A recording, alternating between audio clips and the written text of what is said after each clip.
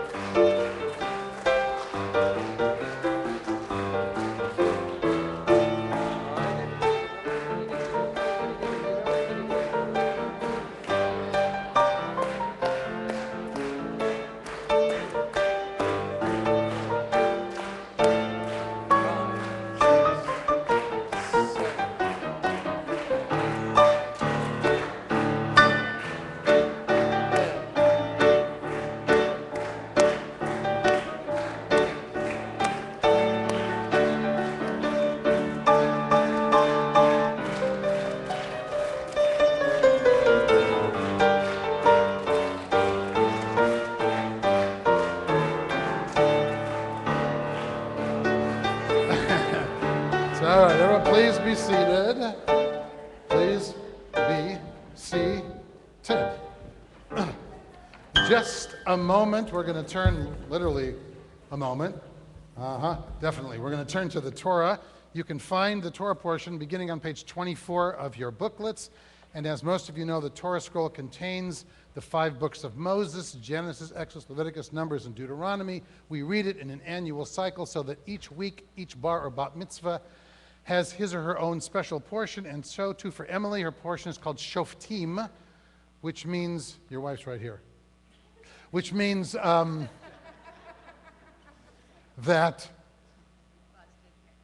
he's, I know, which means, Shoftim means judges, and it's the very beginning of the very first word, in fact, of her portion. Shoftim v'shotrim titen lecha, judges and magistrates you will appoint. This is an amazing Torah portion. Emily's going to talk about it, excuse me, a little later, so I'm not, other than to tell you that it forms the foundation of all of Western ethics system of justice, this Torah. 3,000 years ago, when the Torah came into the world, it revolutionized how we think about justice. She will read, tzedek, tzedek, tirdof, justice, justice shall you pursue. And from that moment on, from Jewish civilization, we challenged each other to see justice as one of our most important values. And it doesn't just say you should do justice, it says you should pursue justice. Tzedek, tzedek, tirdof in Hebrew. Tirdof means to run after justice, to seek out justice, to pursue justice. It's not passive. Because in fact, our ancestors recognized that justice only takes place if we pursue it. If we leave it be, if we leave it to others to somehow take care of it, it won't happen. We have to have justice not only in our ends, but justice, said our tradition, in the means to the end. And not only that, our ancestors, the rabbis over the centuries, in commenting on this said, the reason it's doubled, one of the reasons it's doubled, justice, is to teach us that not only do we have to have justice, but there must be justice for others as well. It's not enough just to say, well, as long as we have justice for us, the ones who really matter, let everybody else take care of themselves. We have a civilization that from Emily's Torah portion on challenges us to see justice as a universal demand. It's for everyone. And this Torah is for everyone. It's not just a private little Jewish document for those tribes wandering in the desert. It's put in the mouth of God in our Torah because the Torah begins, what's the very first thing that happens in the Bible? What's the very first thing that happens in the Bible? In the beginning, what? God created the heavens and the earth. Exactly. In the beginning, God created the heavens and the earth. And the reason that the Torah begins with God creating everything, heavens and earth is everything. That's all there is, heaven and earth, that's everything.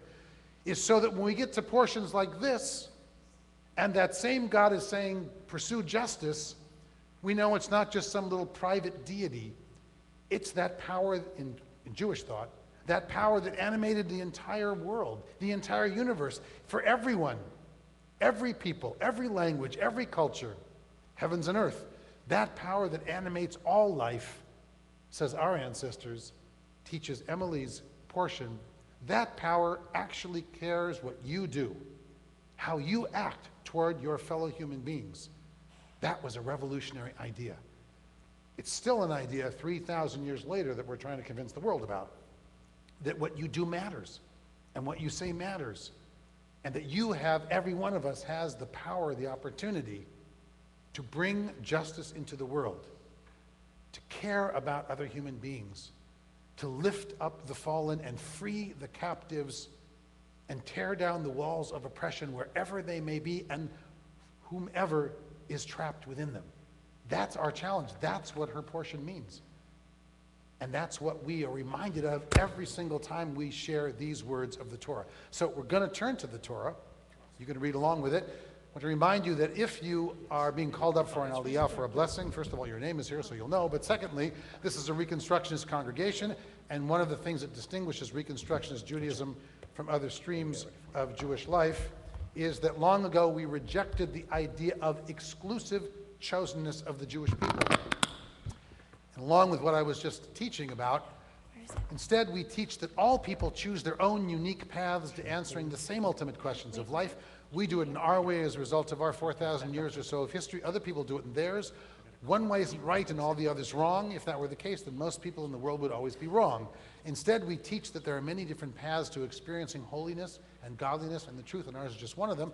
And so we've taken the traditional Torah blessings, which you can find on page 23, that say, Asher bachar banu mikol ha'amim, who has chosen us from among all people, and we've substituted another phrase, Asher kervanu la'avodato, has drawn us close to sacred service. That will be the version of the blessings that our bat mitzvah will be using. If you're called up for an aliyah, you can use the traditional version or the Reconstructionist version. You can do it in English or any other way that it works for you. Yamod Rishon, page 24, we asked Grandma Evelyn and Uncles Dawn and Stu and Aunt Carol to come up for aliyah number 1.